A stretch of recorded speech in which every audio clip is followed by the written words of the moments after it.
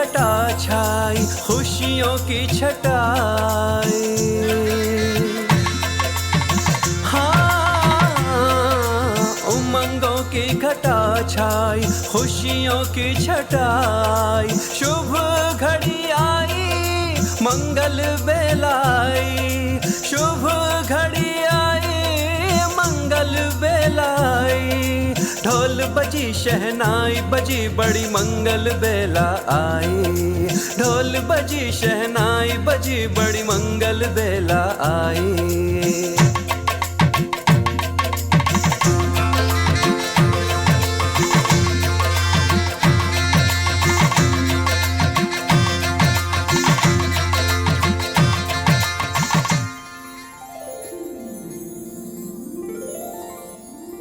वायु, ये हल्दी की रीति कब आरंभ होगी? प्रभु विष्णु को हल्दी लगते देखने की बड़ी उत्सुकता है मुझे। मामा जी, हल्दी रेत निभाने का कार्य तो सदा स्त्रियां करती आ रही हैं, और सभी देवियां तो मामी जी के पक्ष में चली गई। अब आपके लिए हल्दी पीसेगा कौन और लाएगा कौन? कार्तिकेय, ये दायित्व भी वही देवियां निभाएंगी जिन्होंने महादेव को वर बनाया था। बहुत ही अच्छा विचार है सखा। परंतु प्रभु, वो कौन है?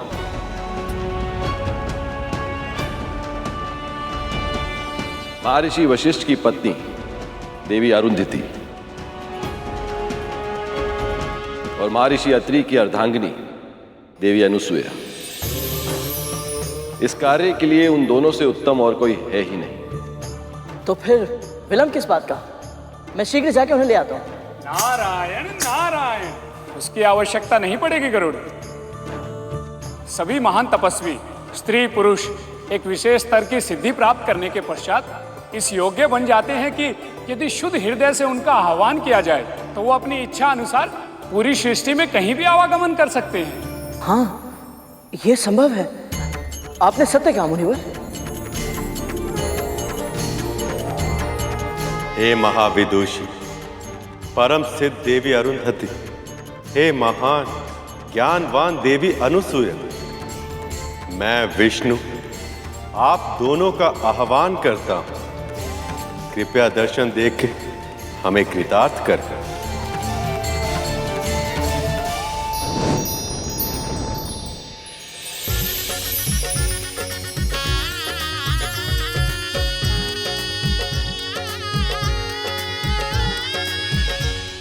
इससे पहले कि विवाह समाप्त हो जाए, इससे पहले कि देवताओं को हमारी योजना की भनक लग जाए, हमें यह मंथन स्वयं पूरा करना होगा। और ये कैसे संभव है महाराज, जब वासुकी की एक ओर सभी देवता थे और दूसरी ओर हम सभी असुर? हम दोनों पक्षों की सम्मिलित शक्तियां मिलकर भी मंदराचल पर्वत का मंथन नहीं कर पाई थी। देवताओं के बिना केवल हम असुर ये मंथन कैसे कर पाएंगे महाराज?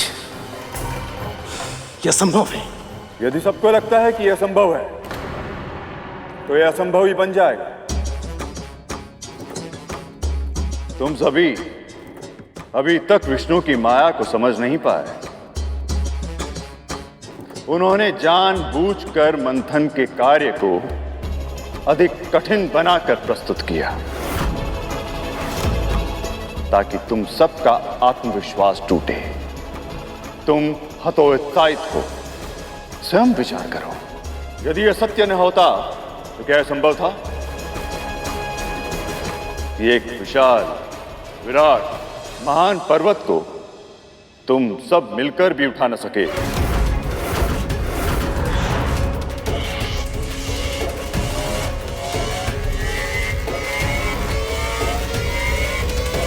उसे एक अकेला पक्षी उठा ले।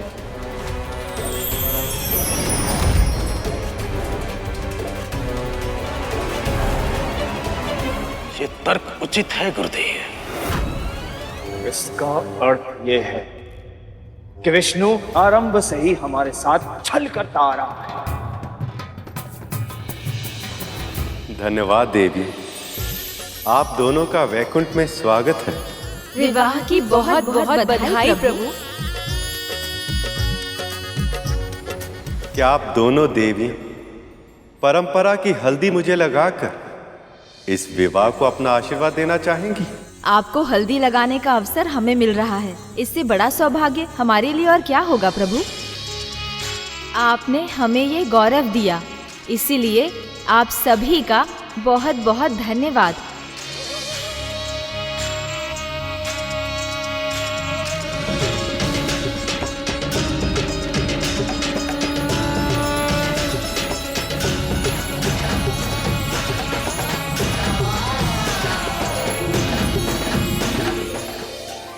तुम सबकी प्रसन्नता पर दया आ रही है मुझे, क्योंकि तुम जितने प्रसन्न रहोगे उतने ही व्यस्त रहोगे, और वहाँ मेरे पुत्र मंथन का अमृत प्राप्त कर लेंगे और असुर सदैव सदैव के लिए अमर हो जाएंगे।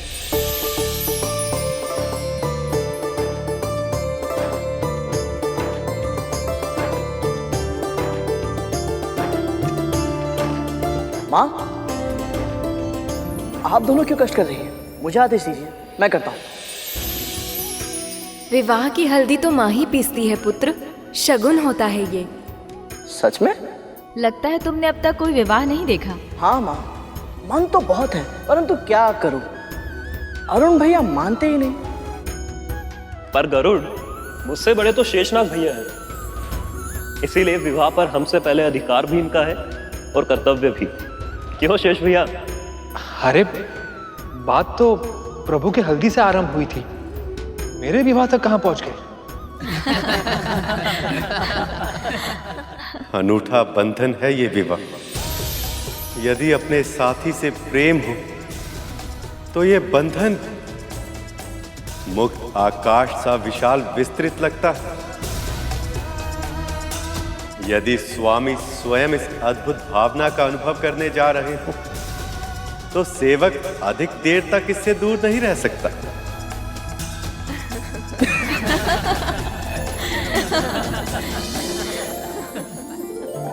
आने दो विंता मां को, उनको सब बताऊंगा कैसे परेशान करते हो तुम दोनों मुझे।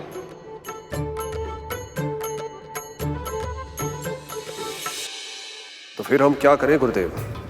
मंथन के कार्य को पूर्ण करने के लिए तन की शक्ति से अधिक मन की शक्ति की आवश्यकता है। मस्तिष्क में संदेह का दीमक व्यक्ति के बल को भीतर ही भीतर खा जाता है। इसलिए अपने मस्तिष्क में जितने भी संदेह हैं उन्हें दूर करो। अपनी इच्छा शक्ति की सीमा को इतना बढ़ाना होगा कि वो शारीरिक ऊर्जा के तौर पर बदल जाए। यदि अमृत पाने की इतनी प्रबल इच्छा है तो अपना संपूर्ण ध्यान उसी पर केंद्रित करो।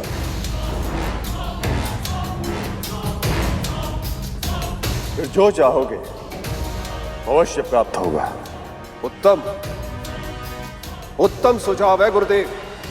हाँ गुरुदेव, अब हम ऐसा ही करेंगे। हाँ, अब हम यही करेंगे गुरुदेव। परंतु एक बात का ध्यान रखना, इंद्र या अन्य किसी देवता को इस योजना की भनक तक न लगने पाए। नहीं लगेगी गुरुदेव, क्योंकि वो सब उस विष्णु के विवाह में व्यस्त जो है।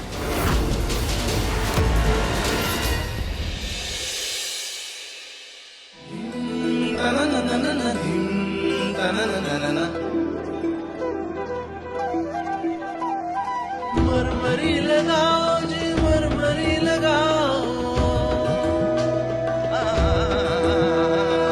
मरमरी लगाओ जी, मरमरी लगाओ, पीतांबरधारी को मरमरी लगाओ।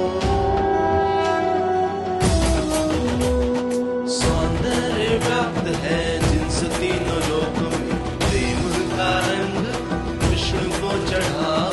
सौंदर्य व्याप्त है तीनों लोक में, प्रेम का रंग विष्णु को चढ़ाओ।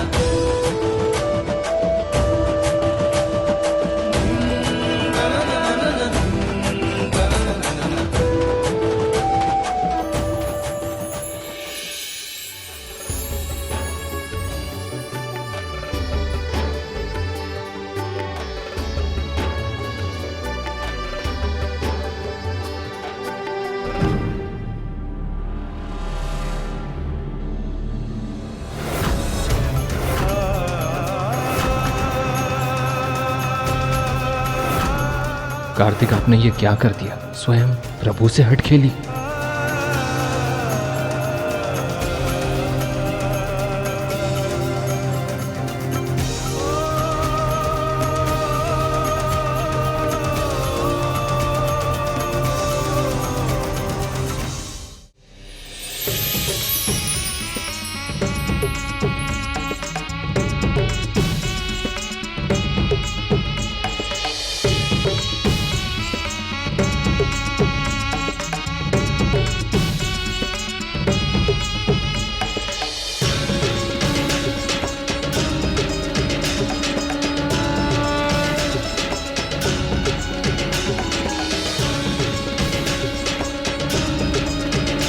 प्रभु नारायण, इस शुभ विवाह का खूब आनंद ले रहे हैं आप। अब जल्द आपकी लगाई हल्दी भिजवाइए। आपके रंग में रंगने के लिए उत्सुक हूँ मैं।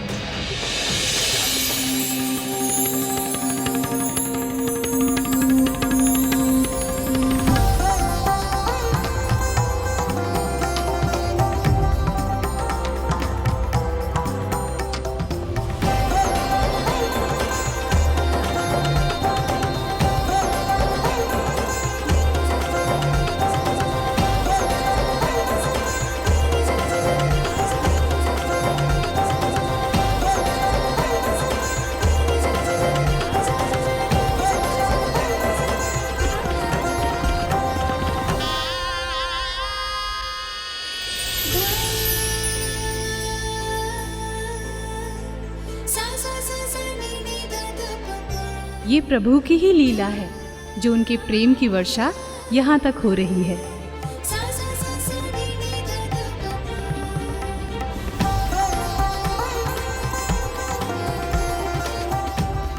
धन्यवाद हरि इस प्रेम वर्षा के लिए। अब बस शीघ्र ये विरह का अंत हो जाए ताकि लक्ष्मी नारायण पुनः एक हो सके।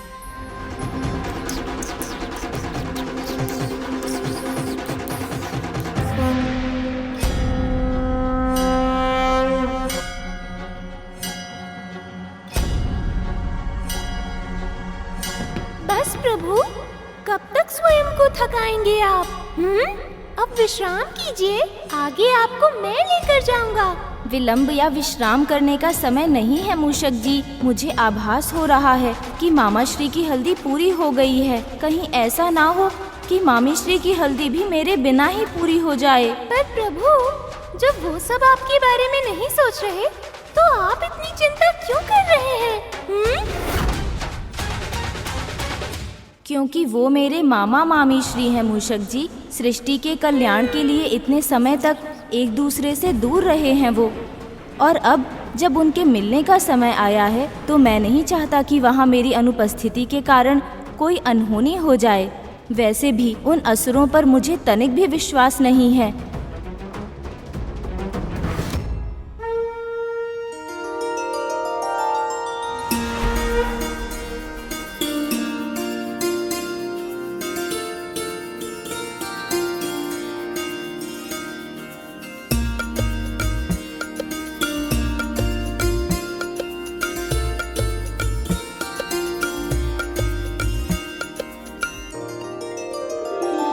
विराट पुरुष सर्वशक्तिमान है, विराट पुरुष सर्वशक्तिमान है। जनार्दन विष्णु महान है, जनार्दन विष्णु महान। आपको मेरा प्रणाम, आपको मेरा प्रणाम, बारंबार विनीत प्रणाम है। विराट पुरुष सर्वशक्तिमान है, विराट पुरुष सर्वशक्तिमान।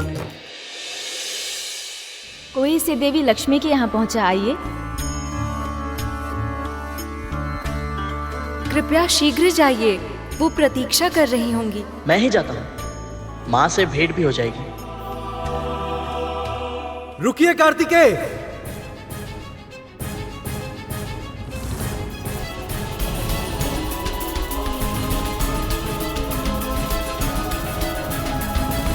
आप कैलाश से लंबी यात्रा करके आए हैं, थक गए होंगे, इसलिए इसे मैं लेकर जाऊंगा। आपकी बातों के फेर में मैं नहीं आऊंगा देवराज, इसे तो मैं ही लेकर जाऊंगा। क्षमा कीजिए, पर इस अवसर का सदुपयोग तो मैं ही करूंगा कार्तिकेय। आपको ऐसा क्यों लगता है कि इस अवसर को मैं जाने दूंगा? लाइए, दीजिए मुझे नहीं, मैं लेकर जाऊंगा। मैं लेकर जाऊंगा। इसे मैं लेकर जाऊंगा देवराज। मैं लेकर जाऊंगा कार्तिकेय। मैं लेकर जाऊंगा देवराज। मैं लेकर जाऊंगा। अब छोड़िए इसे, आप छोड़िए इसे, मैं लेकर जाऊंगा। हे नारायण, ये हल्दी का अपशगुन होगा, कहीं ये लड़ाई में शुभ हल्दी गिर न जाए।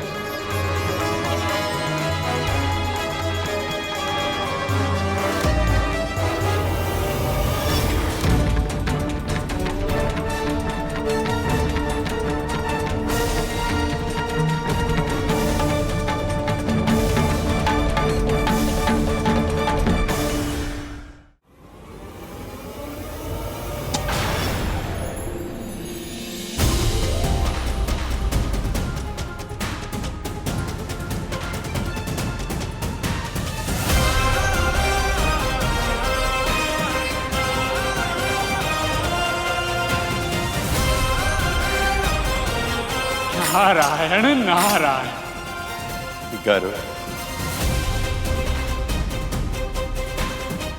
इस हल्दी को तुम लेकर जाओ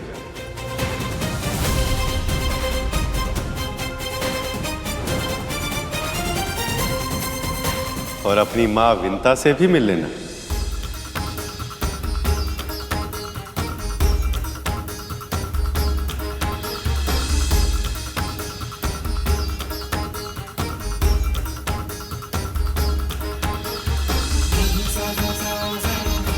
जो आ गया प्रभु।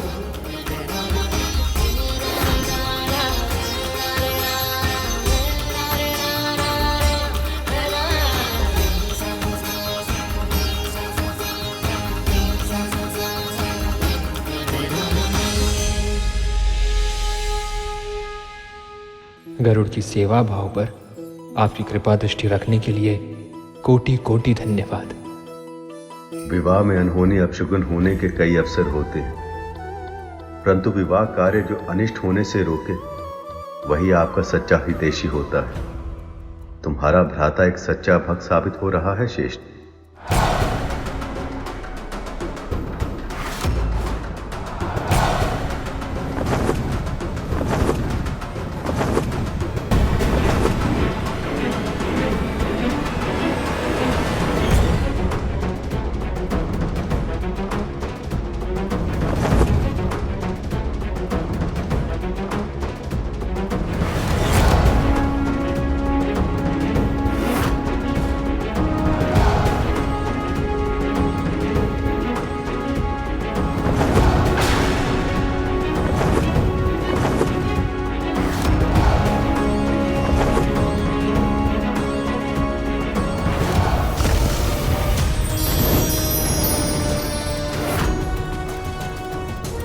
कहीं गरुड़ ने हमें देख तो नहीं लिया? यदि ऐसा है तो हमारी योजना असफल हो जाएगी। मुझे ऐसा आभास क्यों हो रहा है जैसे कोई अनहोनी होने वाली है। मुझे इसका पता लगाना ही होगा, अन्यथा प्रभु विष्णु और माता लक्ष्मी के विवाह के इस शुभ अवसर पर विघ्न आ जाए।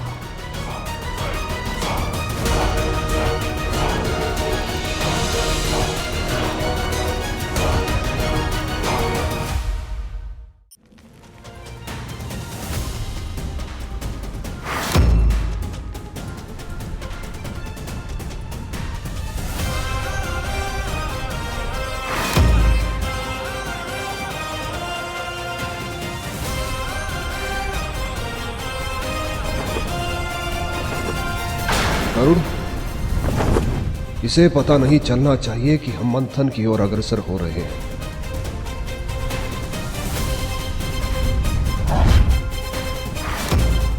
ऐसा क्यों लगा जैसे कोई था यहाँ? नहीं, कुछ अधिक ही सोच रहा हूं मैं।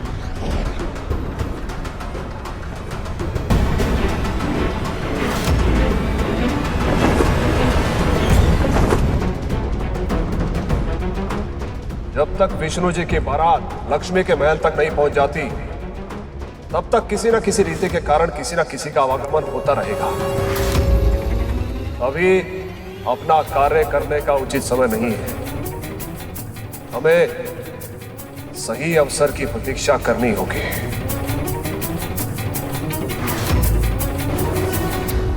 मूषक जी, शीघ्रता कीजिए, मुझे विवाह में होने वाली अटखेलियों और भोजन का आनंद उठाना है। प्रभु, आप तो बिना कारण ही इतने उत्साहित हो रहे हैं। वहाँ किसी को आपकी अनुपस्थिति का आभास भी नहीं है। नहीं नहीं मूषक जी, मेरे मामा श्री का विवाह है, ऐसे कैसे मुझे भूल सकते हैं। वहाँ सभी विधियाँ पूर्ण होती जा रही हैं, किंतु अभी तक किसी ने आपका आवाहन नहीं किया।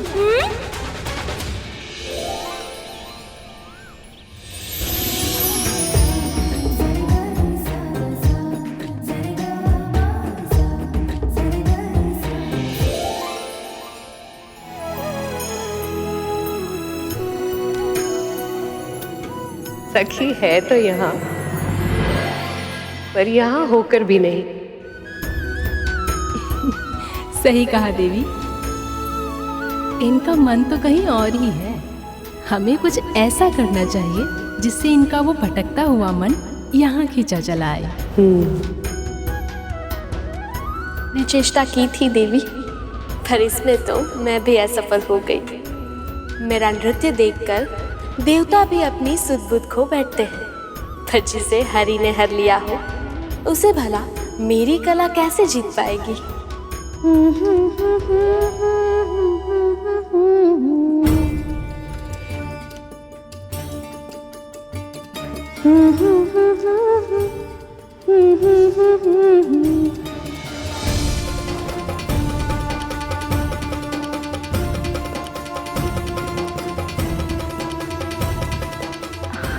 विंता, क्या हुआ? गाओ ना। मैं कैसे गाऊं? देवी, आप गंधर्व और अप्सराओं को छोड़कर इस दासी का गीत सुनेंगे?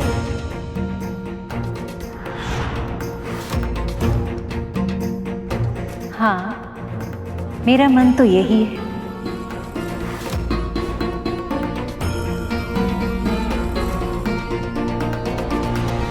विंता, गाओ ना।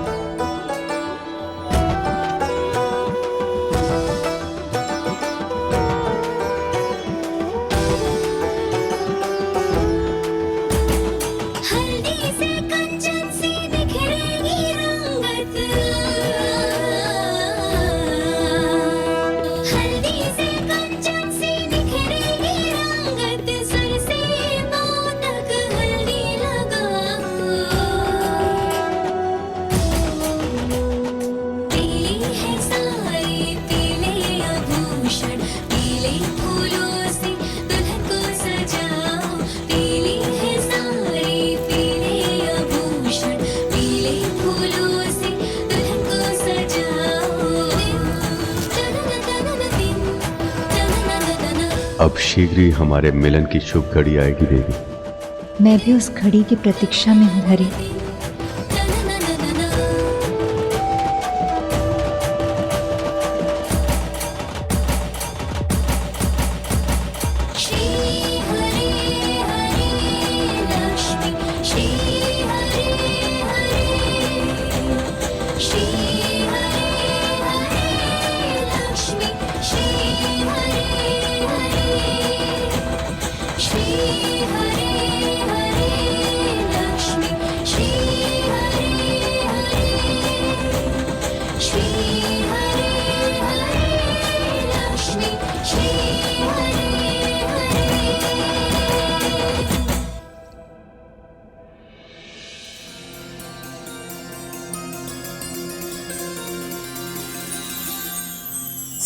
ध्यान अपनी ओर केंद्रित करना।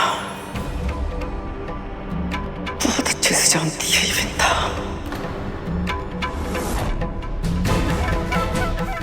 मुझे सबका ध्यान अपनी ओर आकर्षित करना ही होगा। बिल्कुल नहीं, विंता को सदैव सब कुछ मिले ये मैं नहीं होने दूंगी। कुछ भी करके मुझे सबका ध्यान अपनी ओर आकर्षित करना ही होगा।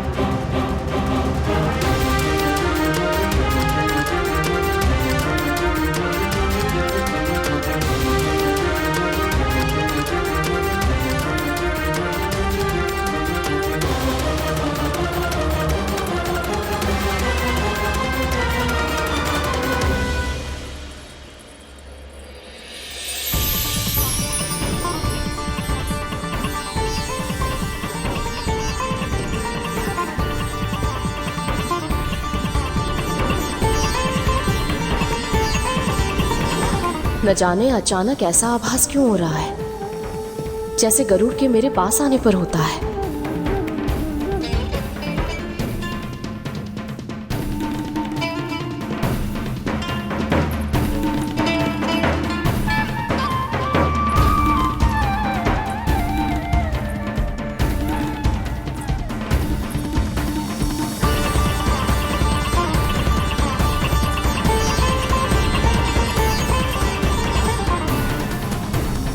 गरुड़,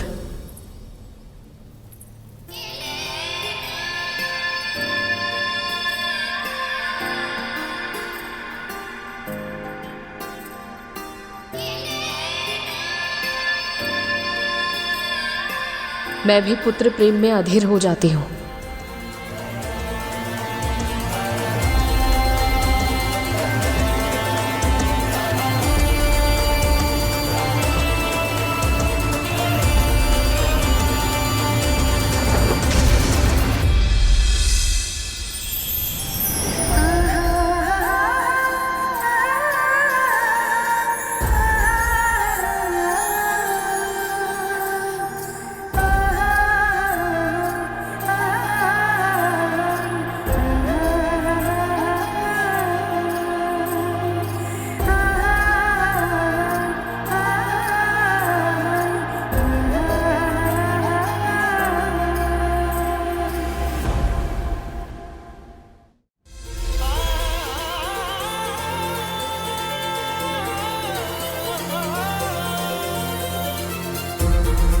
धन्यवाद हरि, हमारे मिलन के उत्सव में आपने माँ पुत्र की मिलन की भी प्रसन्नता जोड़ दी।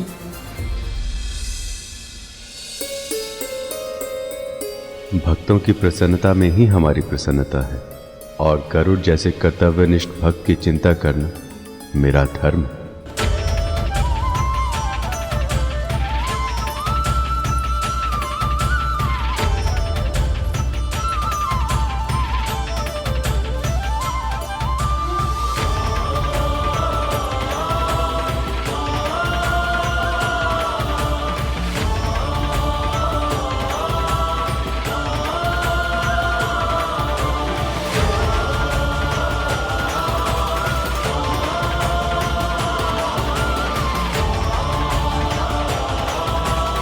यही तो असली कारण था गरुड़ को हल्दी लेकर भेजने का।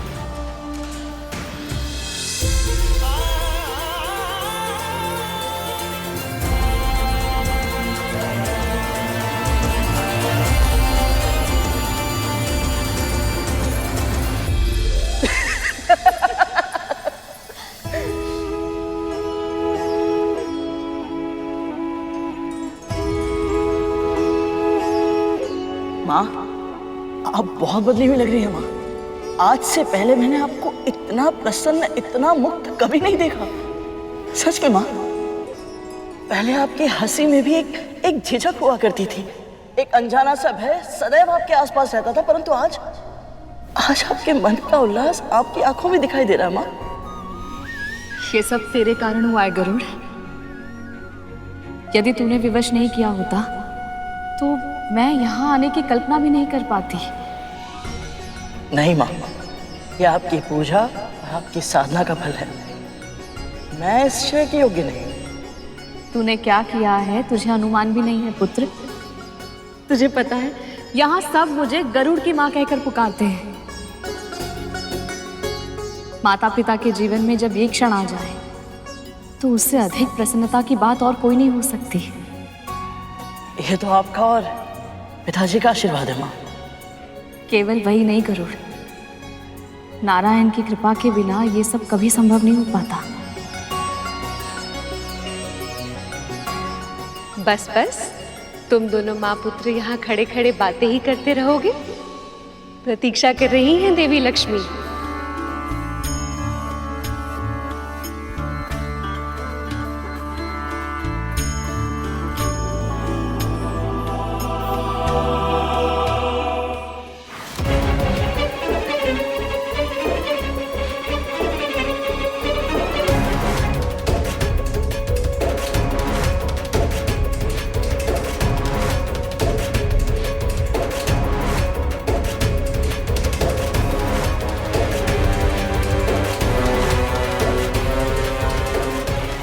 शेषनाग भी तो विष्णु के प्रिय है ना, फिर उन्होंने इसको क्यों चुना, इस बकिए को? विष्णु जी की झूठी हल्दी लक्ष्मी जी तक पहुंचाने के लिए। जैसा पुत्र है वैसी ही माँ है। पहले इसके पुत्र ने वैकुंठ में मेरे पुत्र का अधिकार छीना, और अब ये एक दासी होकर भी मेरे भाग का माधो छीन रही है।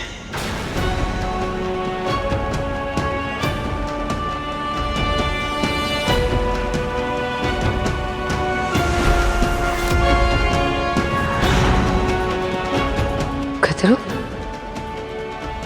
हमारे चेहरे पे एक और दाग। इस तरह से विवाह में जाओगे तुम? जब विंता के बारे में कुछ बुरा बोलती हूँ, ये मेरे मुख पर चुनने कैसे आ जाते हैं? क्या आपके भीतर का रोग है देवी, जो बाहर प्रकट हो रहा है? कृपया अपने मन की शुद्धता पर ध्यान दीजिए। नारायण नारायण।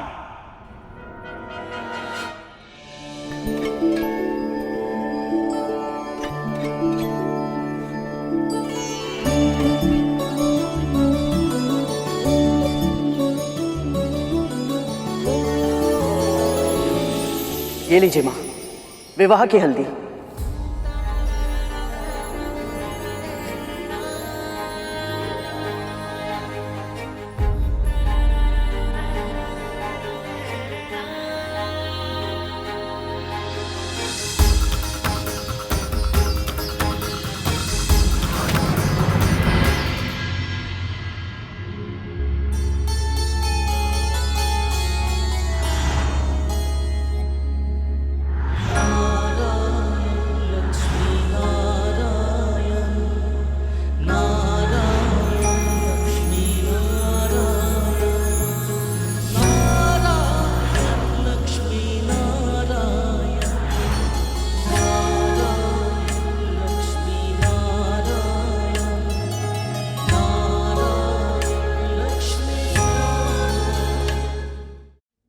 कल्पना कर रही हैं सखी कि नारायण इसे लगाकर कैसे लग रहे होंगे। कल्पना करने की क्या आवश्यकता है जब उनके दूत यहीं पर हैं। गरुड़, वर्णन करो पुत्र।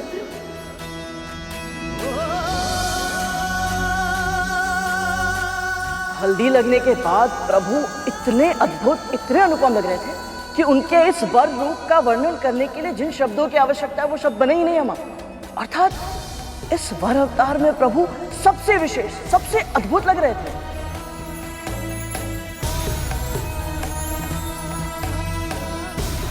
तुम्हारे यहाँ आने का एक बहुत बड़ा लाभ हुआ है गरुड़। देवी लक्ष्मी के मुख पर मुस्कुराहट तो आई।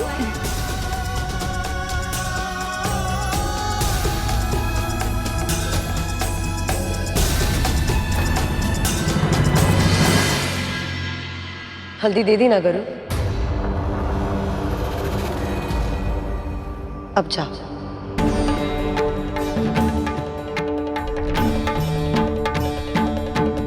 तुझ में इतनी भी समझ नहीं है कि स्त्रियों का उत्सव है, तू यहाँ नहीं रह सकता। परंतु महारानी, मैंने प्रभु को इस रूप में देखा है,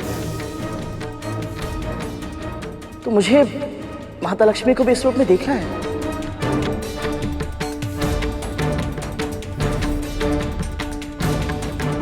इस उत्सव के नियम तो यही कहते हैं गरुड़ कि तू यहाँ नहीं रह सकता।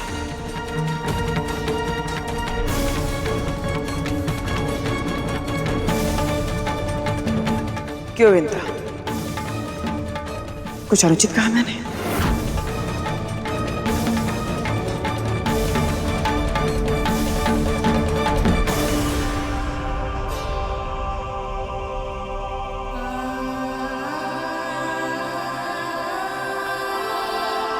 गरुड़, कद्रू दीदी उचित कह रही है। स्त्रियों के उत्सव में पुरुषों की उपस्थिति संभव नहीं है। ना तो अपनी माँ के साथ समय बिता पाया और ना ही माता लक्ष्मी के सानिध्य का अनुभव कर पाया। ऐसे ही जाना पड़ रहा है। यहाँ केवल स्त्रियां और छोटे बालक ही उपस्थित रह सकते हैं। तो आपका अर्थ ये है माँ कि छोटे बालकों को यहाँ रहने की आज्ञा मिल सकती है? अवश्य मिल सकती है, पर तू छोटा कहाँ है? बड़ा हो गया है तू, चल जा यहाँ से। मैं जानती हूँ गरुड़, तेरा कितना मन था माता लक्ष्मी की हल्दी देखने का, किंतु विवाह के भी कुछ नियम होते हैं।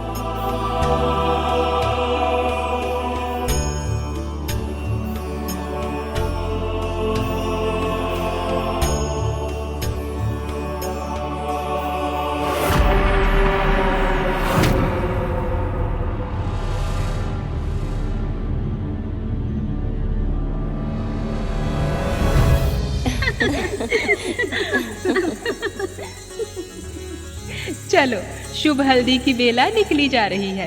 प्रभु विष्णु की हल्दी से अपनी सखी को सजाए। चलो फिर आज रंग ही दे देवी लक्ष्मी को उनके हरि के रंग में। चलिए आरंभ करते हैं हल्दी की रस्म।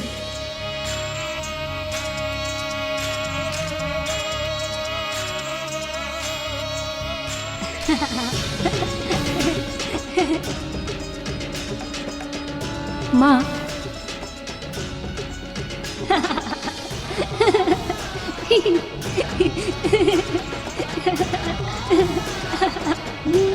स्वर कहाँ से आ रहा है?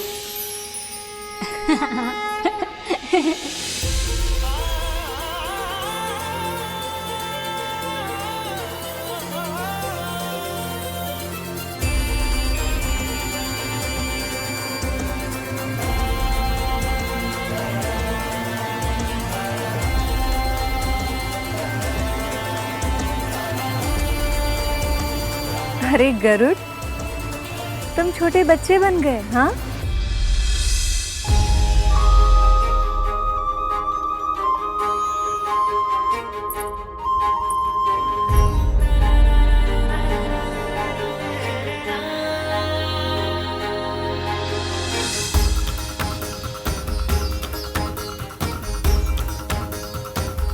बस अब मुझे ये बताइए कि अब तो मुझे यहाँ रहने की आज्ञा मिल सकती है ना?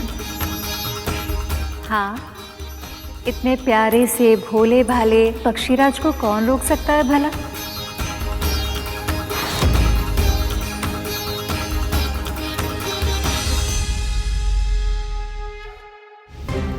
अच्छा है, गरुड़ यहाँ रहेगा तो मैं इस पर नजर रख पाऊंगी और मेरे पुत्रों को मंथन में कोई रुकावट नहीं आएगी।